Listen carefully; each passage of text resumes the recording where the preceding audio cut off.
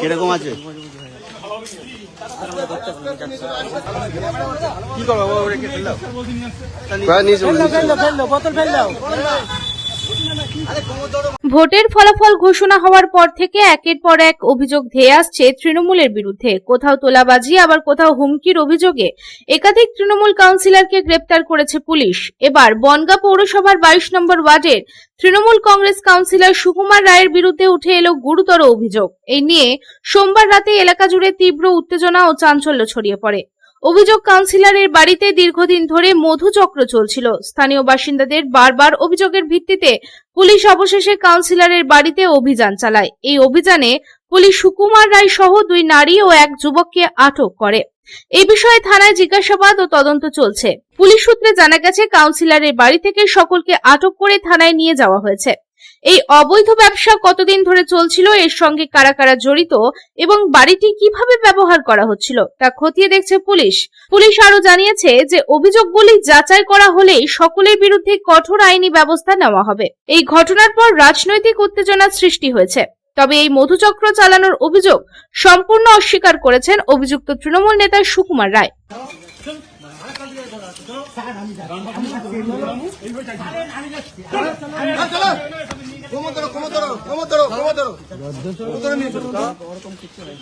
কিরকম আছে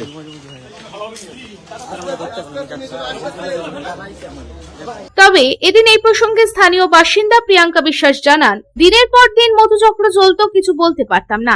আজ পুলিশ এসে তাদের গ্রেপ্তার করে। আমরা চাই পরবর্তীতে যেন এমন ঘটনা না ঘটে।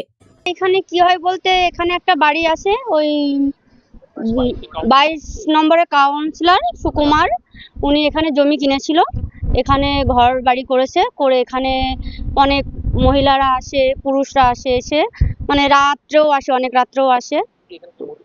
হ্যাঁ, মধুচক্র চলে। আর খুব মানে অসভ্যতামি ব্যবহার ওনাদের, হচ্ছে ভয় দেখা, এখানকার মানুষদের ভয় দেখাতো, কিছু বলতে পারতাম না ভয়তে। হ্যাঁ, দিনের পর দিন চলতো। আর 4-5 বছর মতো এরকম চলেছে, এরকম আমরা সহ্য করেছি পাড়ার মানুষকে। 2টো মহিলা এসেছিল আর 3টে পুরুষ মানুষ এসেছিল। তো একটা পুরুষ মানুষ পালিয়ে গেছে আর 2জনকে ধরতে পেরেছে, আর 2টো মহিলা ছিল, সাথে একটা বাচ্চাও ছিল। পরে পুলিশ আসলো, এসে ওনাদের ধরে নিয়ে গেছে। আমরা চাই ওনাদের ধরে যে নিয়ে গেছে আর যে কাউন্সিলর, ও পরবর্তীতে এরকম ঘটনা যেন না ঘটে আর ওনার যেন শাস্তি হয়। চাই পাড়ার সুস্থ হয়ে থাকুক, সবাই ভালোভাবে থাকতে চাই, আমরা এরকম তো চাই না।